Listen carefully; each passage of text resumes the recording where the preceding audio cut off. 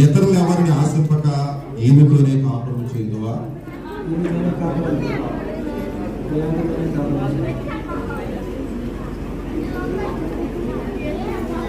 ప్రియాంక ఎదుట నిలబడిన చింత రాజశేఖర్ అనే ఈ పురుషుని ఈ భర్తగా స్వీకరించి దేవుని నియమం చొప్పున పరిశుద్ధ గృహస్థ మార్గమందు జీవించదవా?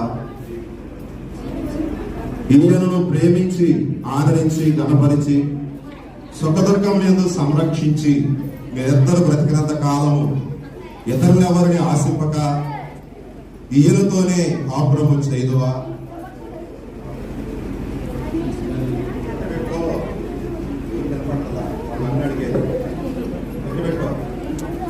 రాజశేఖర్తోనే కాపురం చేయుదువా?